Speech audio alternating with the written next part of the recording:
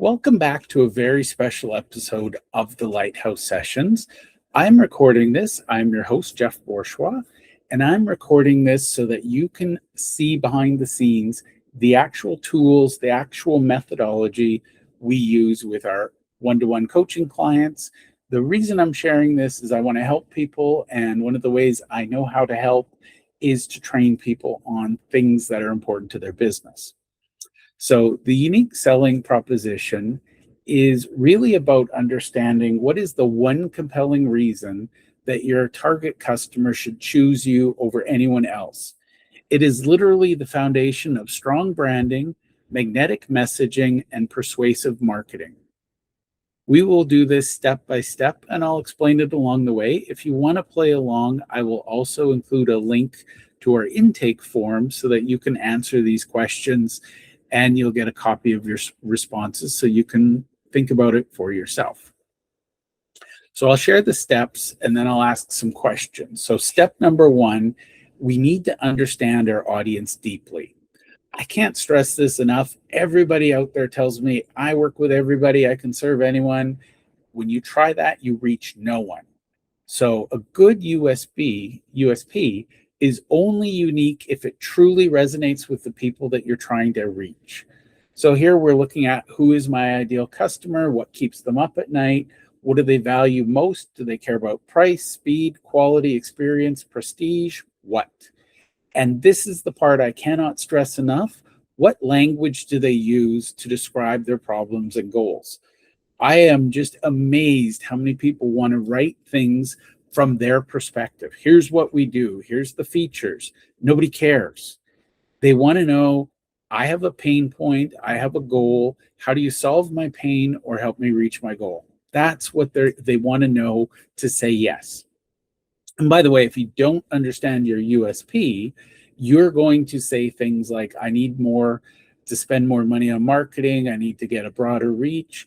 Or the one I hear the most, I need to get better at sales. No, you don't. You need to get clearer on who you serve. So step one, understand your audience deeply. Step two, audit your offer. I will say this over and over again. You need clarity on what you truly offer beyond your product or service. Questions here might include, what core problem do I solve? What results do I help people achieve? What features or benefits are not commonly offered by competitors? Is there a story, process, or approach I use that is original?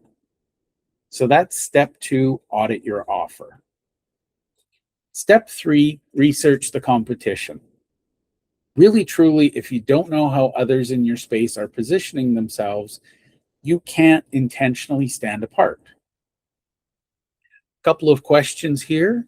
What are the common promises or taglines in my industry? Where is there overlap or sameness? What pain points or desires are being overlooked? So that's step three, research the competition. Again, if you understand who you serve, what you offer them, and who's competing with you, then we can start to focus on how we're different. So step four is where we actually pinpoint your differentiator. And this is really the heart of the unique selling proposition. A good differentiator must be clear, no jargon. It must be relevant. It solves a real specific problem. Specific, it's not vague or generic. Emotional, it has to connect with a real desire or fear. And finally, it has to be credible, in a perfect world backed by results, testimonials, or proof.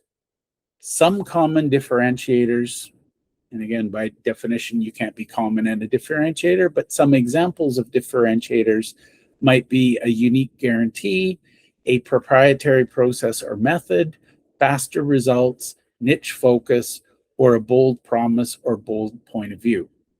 Now, one thing I'll say, I get a lot of people who say, well, Jeff, I can serve anyone and I can help anyone in business.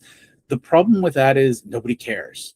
If you try to serve everyone, nobody, I mean that, no specific person cares. Now, if you come out and say, I help left-handed dentists practice dentistry better, you're going to get the very undivided attention of left-handed dentists because they're always left out. And no, I didn't say that on purpose. No pun intended.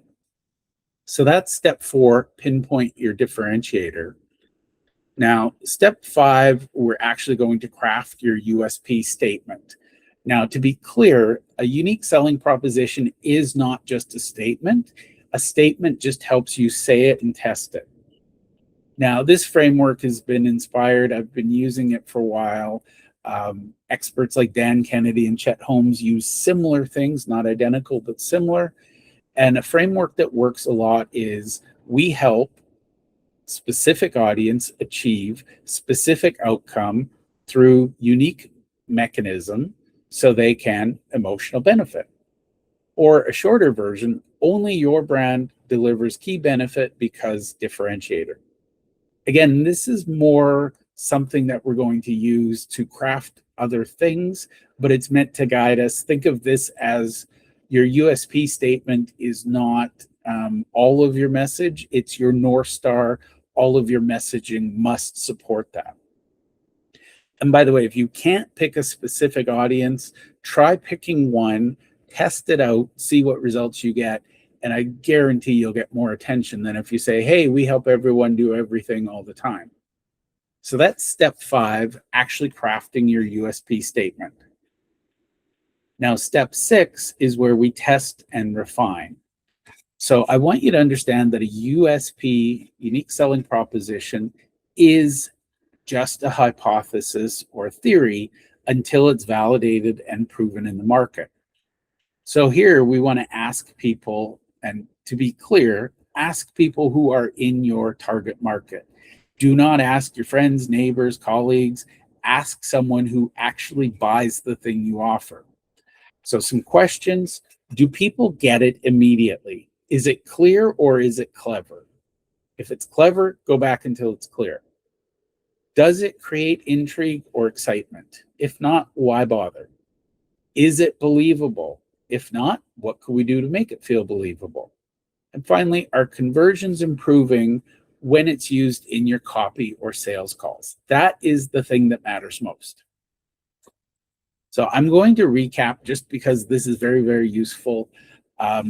I will figure out a way to share, but really, truly, some key questions.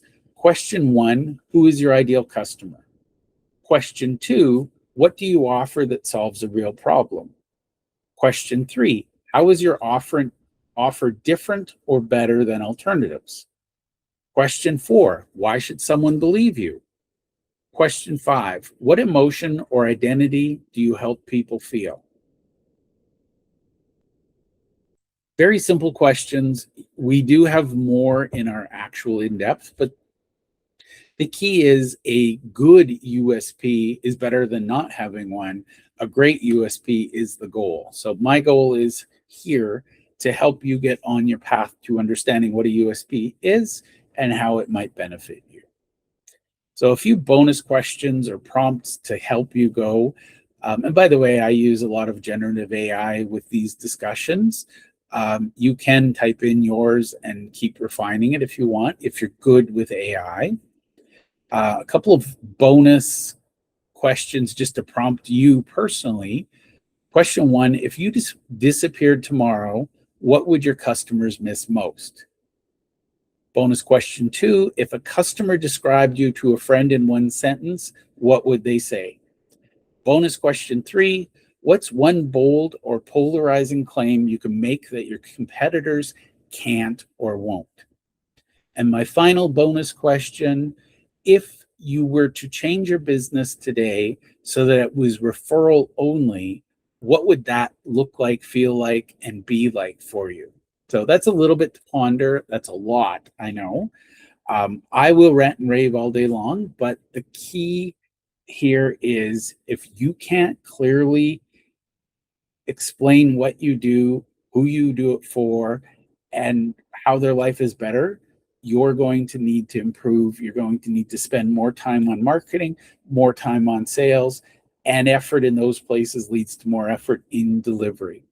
So I highly encourage you, if you do nothing else, sit down and figure out what is unique. What is your actual unique selling proposition?